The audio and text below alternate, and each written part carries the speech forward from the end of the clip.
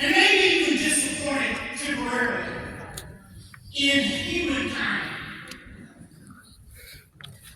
My dad devoted his life to the advancement of civil and human rights.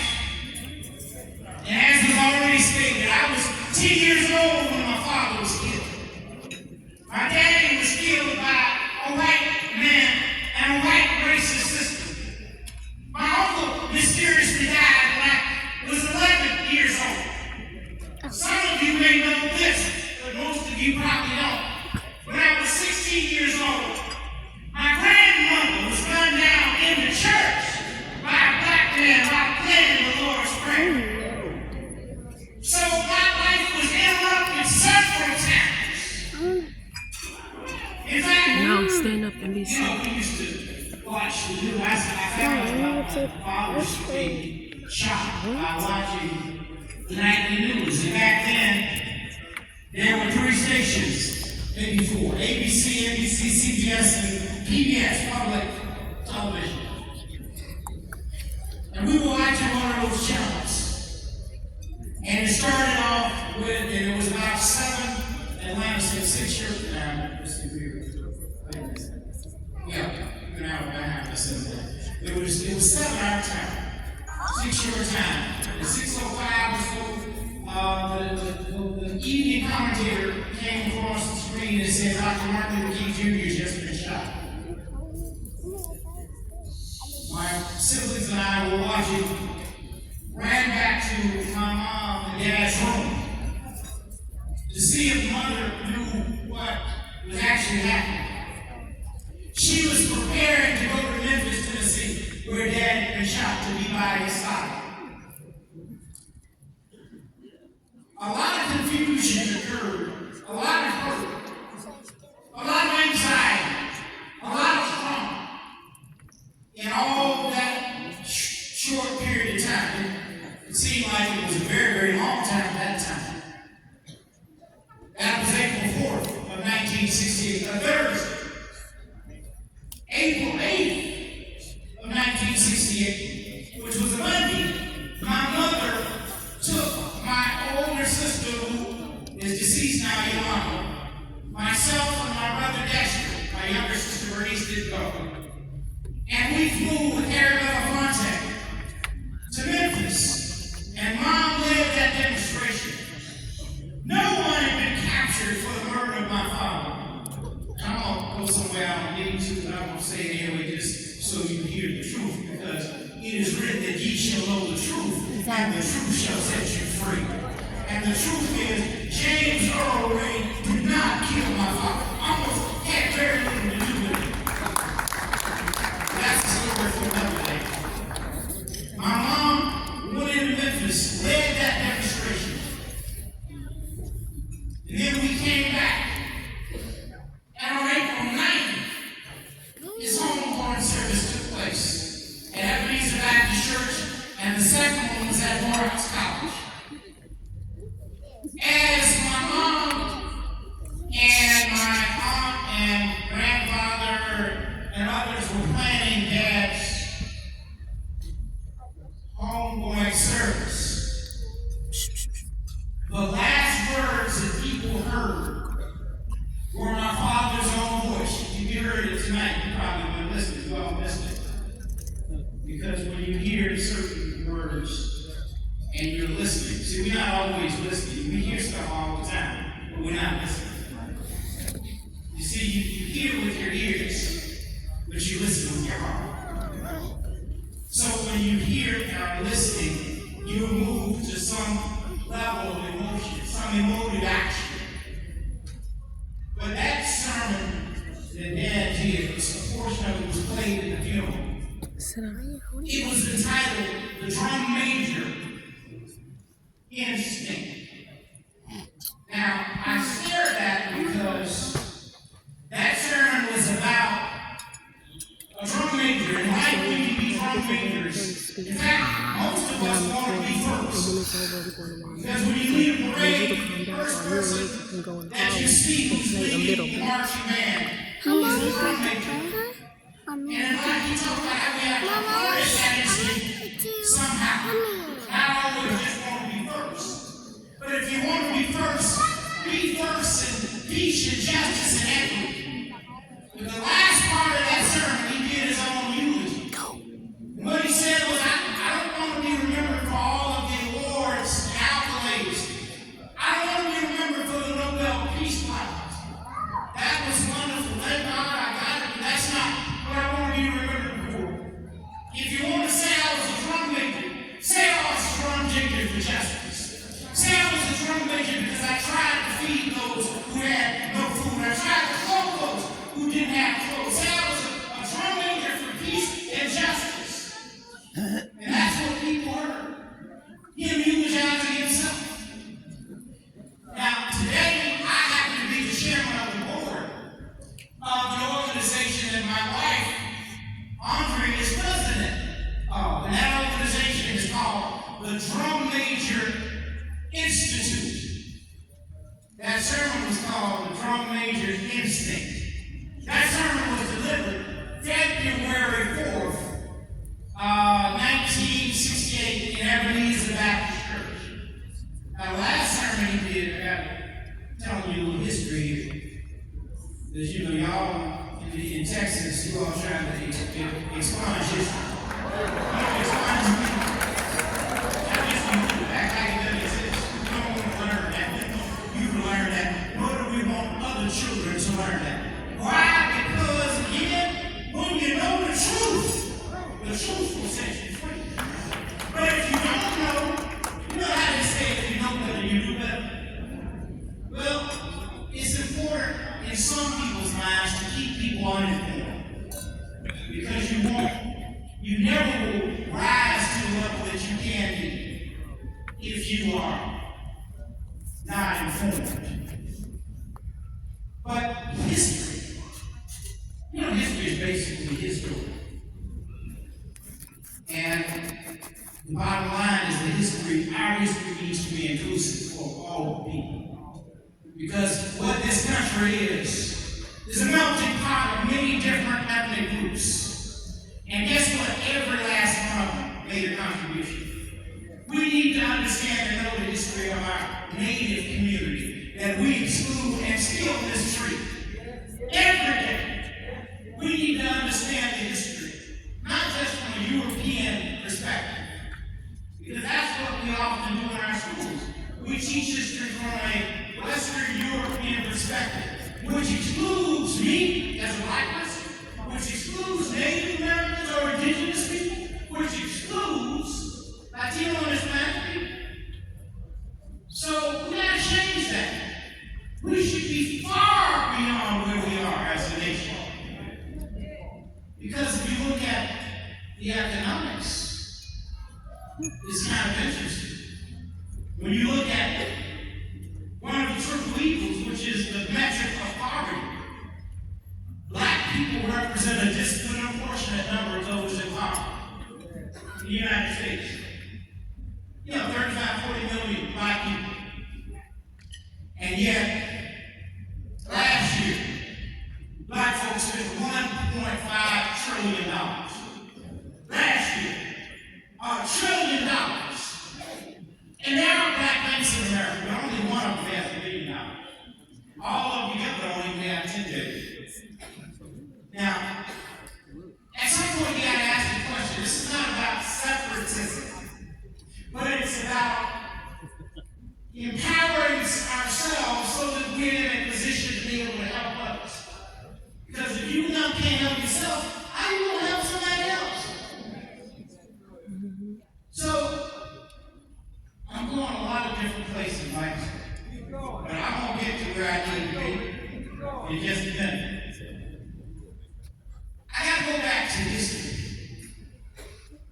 Because I never believed that I would live in a nation where the history of my community in some states, your state, my state, Florida, Alabama, South Carolina, a lot of the southern states, but not just the southern. We're just erasing it. You know, how many of us have ever heard about Rosewood? Rosewood in Oklahoma,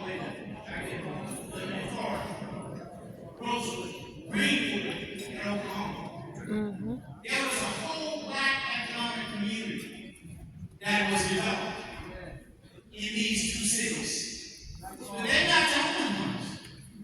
They were economic engines that if they had been allowed to exist today would be major powerhouses. But guess what? There were about 60 of them that the Klan came into these communities and burned down to the ground. 60, not 2. Only ones they talk about were Rosewood and Greenwood and a couple more places. But I'm telling you, we need to understand our history. And then we need to know who we are. Every community should know who it is, but black folks especially.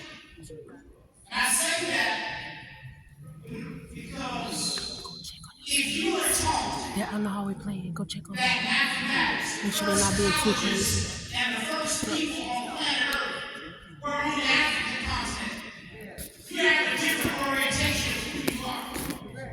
But if you're taught that you're born in poverty, your family's been 5 generations of poverty, you aren't nothing, you ain't gonna never be nothing, that's what subconsciously is taught to black children all the time.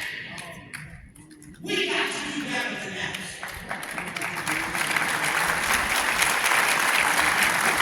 Because when you know where you came, there's no way you can make progress if you don't know who you are and where you came from. This is not about blaming somebody else. It's not about collective guilt. It's about collective responsibility. And so when we understand that as a society, and we understand the strength of our nation is in its diversity, our nation becomes better. When George Floyd tragically was killed, the whole world, 50 states, we had demonstrations being led. Some people in America thought, well, why do you say Black Lives Matter? What about all lives? Well, the things that have happened to black people over and over again would lead some to believe Black Lives don't matter. Now, that's a mindset that you can either embrace, or you can choose to say that might be true, but I'm going to still reach my goal. I'm not going to allow someone else to push me down so low that I can't rise up. It's almost like this is not blame anyone. This is not about blame. Again, it's about doing better. When you know better, you do better, you become better, you create a better world.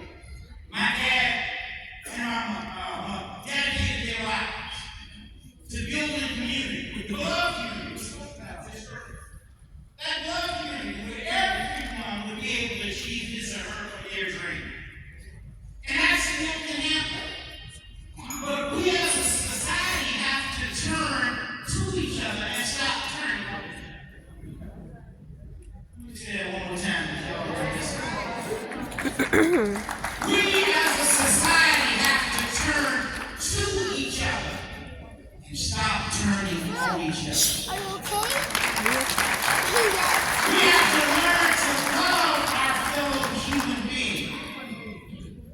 Instead of harboring hatred and bitterness, if you spend a lot of time consciously or unconsciously around negative forces, you eventually become negative. It's like that old saying.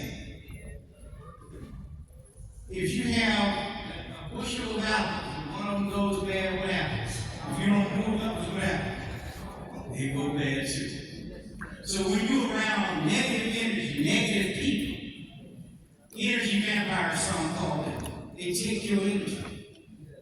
You see, one of the reasons that Michael and Elaine often are able to do so much is because they're constantly exuding positive energy to lift people up.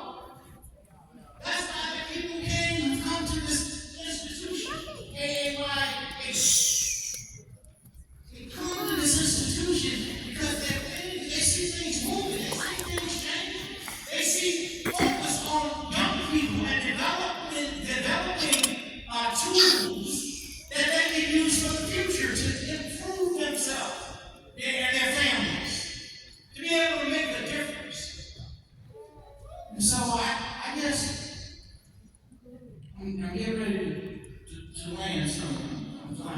Okay. It's this evening, and I wanted to be able to say congratulations to all these honorees. I will say, I haven't been to a program where it's been this many. I said, how do you do this every year? Who are you going on next year? So I've done a lot of these programs. And I think it's wonderful that people honor what they're doing. Those demonstrations were led by white young people and white older mothers. Because as this man was being killed, life was being sucked out of him. He was calling for his mom. And it was profound. We were all sheltering because of COVID. So that meant that everybody could see it almost at the same time. And it created a tectonic shift temporarily. For 1 year, maybe 12, 13 months, 14 months, corporate America started giving to organizations large sums of money. It created diversity, equity, and inclusion departments that said we want to pay attention to the concept of diversity. And about a year and a half later, all of a sudden they said, look, diversity, equity, inclusion, you got to close down those shops. It's a problem. Whenever there's a perception of progress, there's always the inevitable pushback. Always. That's what Martin Luther King Jr. said. In August of 1963, when we marched, he marched, I wasn't there, because I was 5. But he and a team of people, it was wonderful, that march in Washington for jobs and freedom. Over 250,000 people. 3 weeks after the march, the 16th Street Baptist Church was bombed and 4 little girls were killed. The inevitable pushback, after you see the perception of progress, well, we're going to push back and do something very, very terrible. Now, when we observe the 60th anniversary this year, in August, on August 26th, the actual date is August 28th, which was Monday. But on the 26th, we had about over 100,000 people in Washington, D.C. And we observed that anniversary.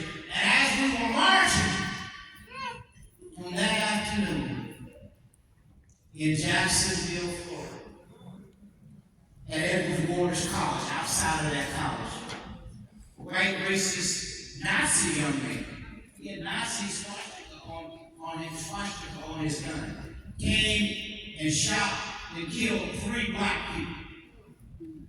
You know. Now,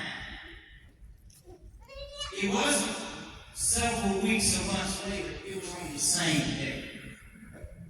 Why is this happening over and over again? Because we continue to promote and spew hatred and hostility. And it reverberates really all over the world. You know, hatred and hostility. And guess what? You know, my dad would say, violence will never stomp out violence. I mean, if you think about it, the Old Testament says an eye for an eye and 2 for 2. Now, if you embrace that, most of us will be without eyes and teeth. So obviously that cannot work as a philosophy. We have got to find a way to move to a higher level, to higher ground, to exhibit some level of morality and difference. And my dad and this team showed us how to do that. They used nonviolence. And they lived nonviolence. And Dad used to say we must learn nonviolence or we may face non-existence. And when I look around through our communities, I'm not talking about the African American communities, community exclusive. I'm talking about our community, wherever they are. It feels like we are working on destroying ourselves because we've lost our humanity in the political space. Be quiet. We used to be simple. We could discipline without being disciplined. Hey, you big enough to understand the sit your ass down until it's done. Stop. I'm going to dedicate you.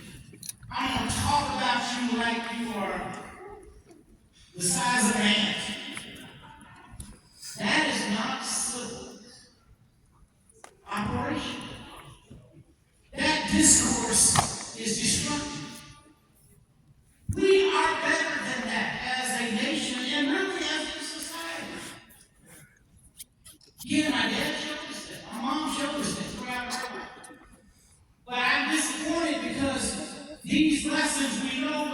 they're not learning them, and we're not embracing them.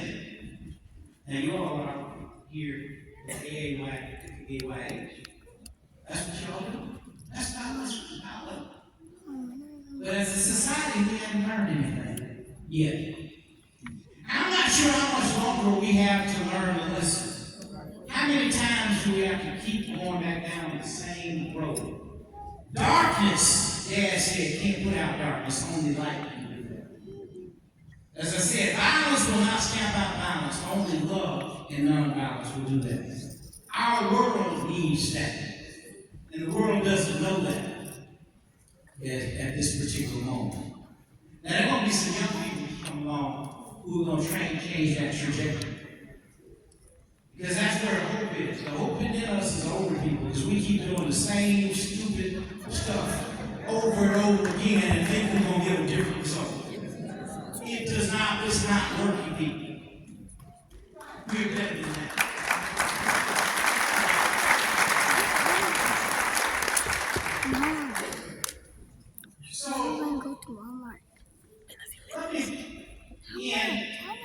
He's ending. Some things I shared today, and hopefully on a positive note, because I believe that we're on the brink of seeing something emerge that is potentially great, and a great nation. You know, one thing I'll say about the former president was that his slogan was a great slogan. I don't like it. It's not true. I'm not ready to be women. It's a great song, great again. But when was it great? At least it wasn't great for my community. 70 years ago, black folks were being harmed. But that's not just 70. There have been some hangings that are taking place in the 80s and the 90s. So how do you say, well, great? What was it? You know, was it at the turn of the century? After the Civil War? When was it great? That doesn't mean we haven't heard the spurts of greatness. However, from a branding standpoint, it's a major slogan. I can't remember the slogan of ours. But that slogan is problematic. Because I guess what I'm saying is when we do come together, ultimately, we can create a great nation. And ultimately, it will reverberate to create a great world. Because what the United States does, everyone wants to follow. That's why, you know, we have military bases all over the world to protect us. But at the end of the day, that's not sustainable. It's sustainable for now. But if you keep sowing seeds of hatred and hostility, you reap what you sow. At some point, it's going to come back. And I don't know the answer beyond creating a different model.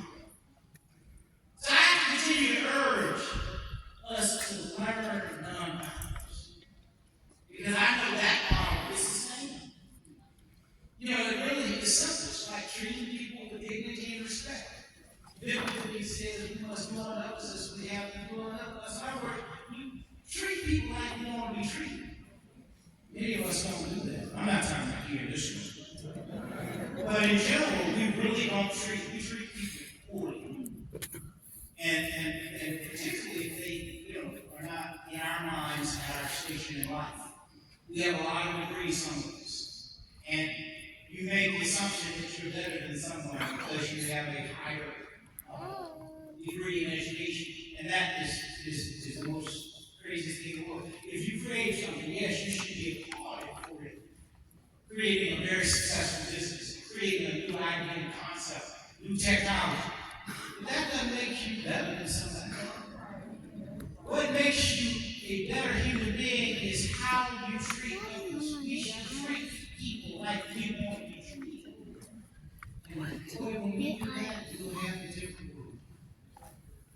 So let me rush to tell you how my father said it. I shared this earlier today with the young people. He said that in life we must find out what our calling is. When we find that calling, we must do our job well.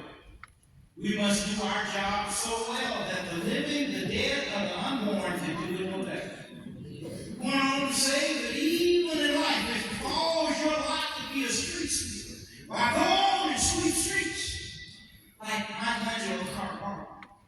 Sweep streets like Beethoven composed music. Sweep streets like Raphael painted pictures.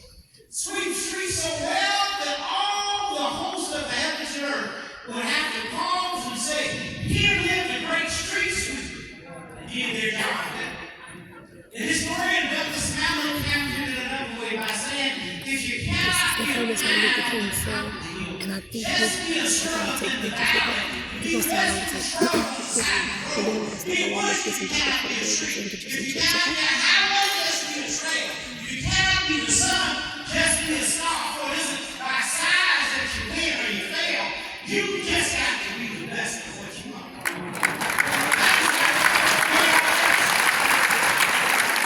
And it starts with the level of love. There are many levels of love. The highest level on the complex is a God. It's a love that is totally unselfish, seeks nothing in return. You love someone if they're old. You love them if they're young. You love them if they're rich. You love them if they're poor. You love them if they're black. You love them if they're white. You love them if they're Native American. You love them if they're Hispanic or Latino American. You love them if they're African. You love them if they're Asian. You love them because you know that God loves you, and that is what you're called to do. And when we embrace that kind of love, maybe you can stop it. You see, I want to travel with my mother and father. When I went with my mother, I used to go to an undergraduate college called Antioch College. I went to go 5 or 6 times. First time, I was 14. And it was in Bellows Springs, Ohio. And on that campus was the statue of the educated Horace Mann. And that statue had an inscription. And that inscription read, be ashamed to die until you won a victory for humanity. When I first saw it, even though I was only 14, I said, good God, how do you do that? Be ashamed to die until you won a victory for humanity. Every time that I go, after about 4 or 5 times, I finally broke it down. I said, you know, you can win a victory in your neighborhood. You can win a victory at your school. You can win victory at our places of worship. Some of us will win victories in our city. Some of us will win victories in our state. Some will win victories for our nation, and some will even win victories for the world.